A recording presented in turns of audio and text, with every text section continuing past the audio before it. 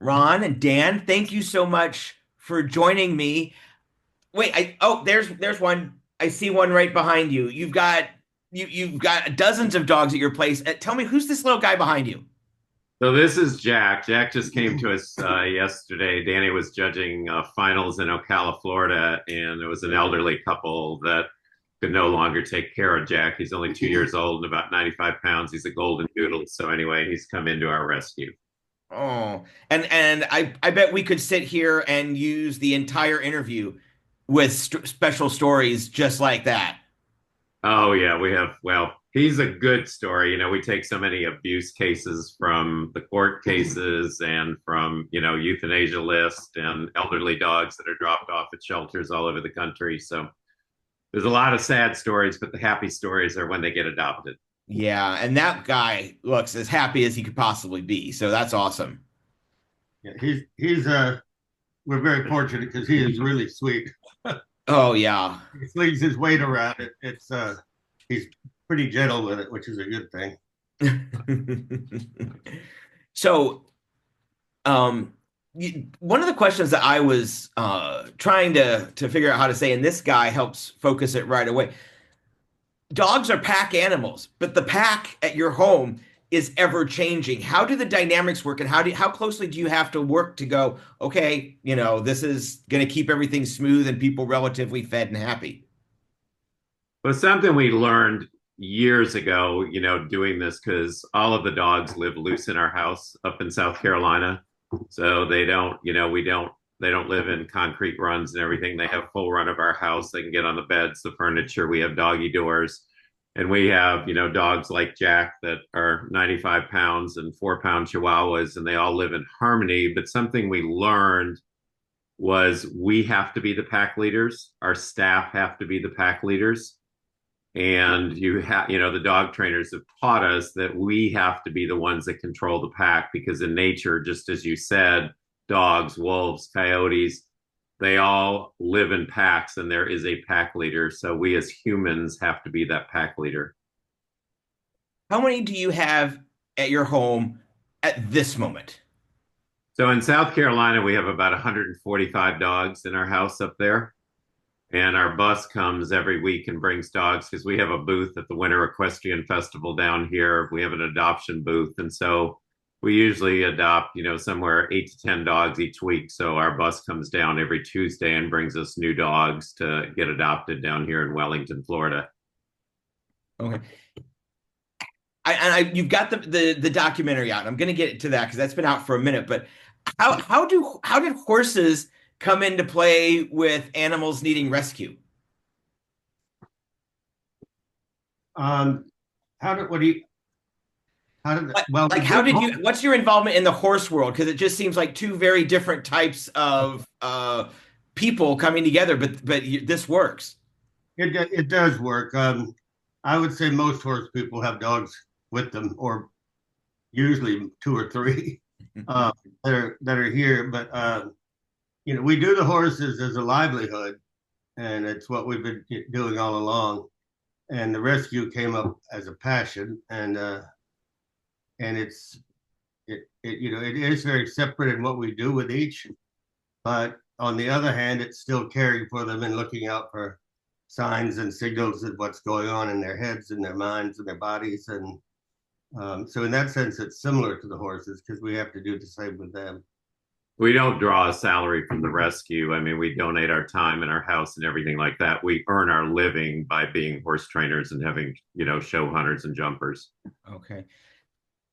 So I have to ask you a very personal question. How big is your bed? Because my colleague Faye Watt interviewed you, and you told her you get about 16 pups on the bed at night. How big is this thing? This sounds like a California king on steroids. No, it's just a regular king. Danny is highly allergic to dogs and horses. So he sleeps in another bedroom with a non-shedding dog, and then I get the pack, however many, like when we're in Camden, it's whoever wants to climb on the bed, can climb on the bed. So it's just usually, I mean, there's usually 14 to 18 dogs, which makes it very difficult to sleep. I mean, our rest time is when we go off on the road to horse shows because then we're in a hotel and we only have like 5 or 6 dogs with us then. So that's kind of our quiet sleep time. At home, it's very hard to sleep when you have 16 or 18 dogs in bed. Did you start out with the idea to do a rescue? Or did you start like, okay, we're going to rescue a couple here and a couple here, and then you just looked around and like, wait, we are a rescue? We we've always collected dogs, just various ones along the way, but never thinking of us as being a rescue or starting one. But after Katrina, when we took so many that needed help, it just has kind of been a part of us ever since. It's very, very time consuming. I will say that. This question is for each of you. When you look back at how many thousands of dogs has it been? We are nearing 15,000. Wow. Out of the 15,000 that have come your way, which one sticks out to you as your favorite and why? I don't really think I can pull a favorite. I mean, I've had many that really pull at my heartstrings. That there's many that Danny and I have taken, that are not, adoptable because of physical problems or mental problems that we keep as our own rescue dogs. And we've had many, special ones during the years, but we just do this because we love animals, we love horses, we love dogs, and it's very hard sometimes. Danny will get attached to one, or I'll get attached to one, and when we adopt it, one of us has to leave the house so we don't cry in front of the new adopters when it leaves. But we know, going to that special home, they can get a lot more love than we can give to this many. So we're always happy when they get adopted. That's always the happy part, even though it pulls at our heartstrings. Yeah, it's hard to be a foster fail when you've got 100 and some fosters at any one time. Sometimes they have to go. But trust me, I had Faye. I fostered a kitten for Faye till she could take it home. And if it hadn't been going to Faye, if Peppa hadn't been going to Faye, I would have been the foster fail in that. I mean, they're just the best. How do you have to do it with no judgment because each dog has its own circumstance. But do you ever look and go, oh my God, how can people be so mean or at a minimum neglectful to dogs? And how do you help the dogs learn to trust again?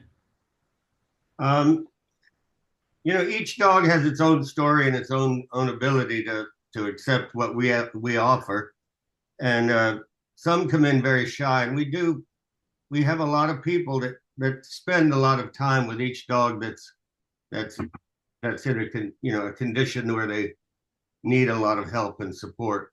The easy ones are the ones that just pop in and somebody falls in love with them right away, and they right back out. But we have what we call sanctuary dogs, and they're the ones that are really not adoptable, but if they are, the right person just has to come and fall in love with it, because otherwise we'd rather give it a home for the rest of its life than put it through more trauma. What was the reaction like over this past year of the documentary? Well, our documentary came out in 2018. It launched on Netflix, and then it was on 2 airlines. And then when COVID hit, it came off the airlines. But we had over 3.5 million views. And as of last year, we were still the #1 dog movie in America. We were a documentary. We weren't, the big movies, but that was against like Marley and Me and 101 Dalmatians, Rin Tin Tin, Lassie Comes Home. But for anybody that wants to see life in the doghouse, it's still on Hulu, it's on iTunes, it's on Amazon Prime. But it's a very heartfelt documentary about what we do and how the dogs live, in harmony in our house. But the nice thing about it put us in a better, I guess, worldly dynamics to where we're able to do so many outreach programs. We have an elderly outreach program, we have a veterans program, we have a disabled program, We have an outreach program for people that can't afford certain life-threatening surgeries on their dogs. And that the movie really helped us with that because, we received donations from, I mean, we did a heat map on it, and we have like 52 countries that donations come from, helping our rescue. That's incredible. And I think this is one of the social dogs that's probably going to get adopted pretty quickly. We hope. I mean, just He's the camera's just catching her eyes and snout. Oh yeah, yeah. If people want to reach out to you to talk about dog adoption, to make a donation, how can they do that? They go to our website, www.dannyronsrescue.org, and you just click on adoptable dogs, and you can see all of our adoptable dogs. New dogs come onto the site every day once they're cleared medically. Mm-hmm.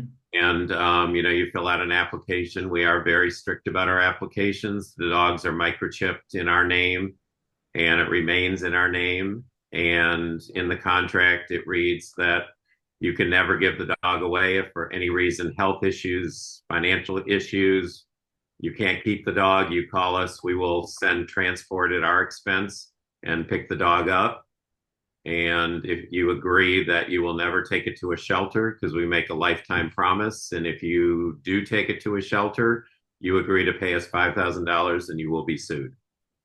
Wow. So we're very, very, very strict. We make a lifetime promise. These dogs will never end up in a shelter again.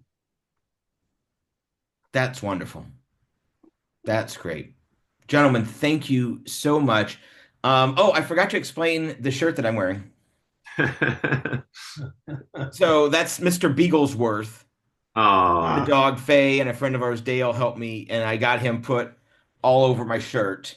oh, that's so cool. It's my lucky shirt. I'm wearing this to the casino tonight, so we'll see how much Mr. Beaglesworth brings me. I've also got one with my cat on it, but I felt Mr. Beagle's shirt was the shirt for today. Guys, thank you so much. Thank you. Well, hopefully everybody will come watch Life in the Doghouse on March 1st. Yes. Oh, yeah. Oh my gosh, we didn't even talk about the. See, you show me a picture of a dog and I forget about everything else. Yes, we are here to prevent your. Okay, see, this is where I'm going to be making a cut. This will be. We are here to promote your event March 1st with our good friend Faye. Tell me about this.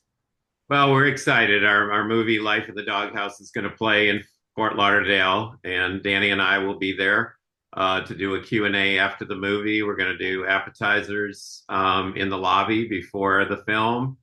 And so we hope that, all of our LBGT community will come and support our movie, and look forward to meeting everybody there. I know Faye is going to be there hosting it for us. So I sure hope we get a lot of our community to come watch Life in the Doghouse. It's only 84 minutes, but it's a very heartfelt film. Will there be dogs? Are you going to bring any of your pups with you? We'll probably bring a few of our personal dogs, not dogs for adoption, but some of our personal rescues that we consider our sanctuary dogs.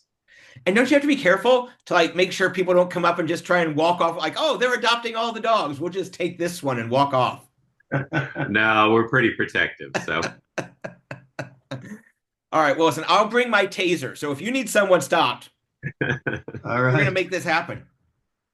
well, All right, that gentlemen, sounds thank you good. so much. I will see you March 1st.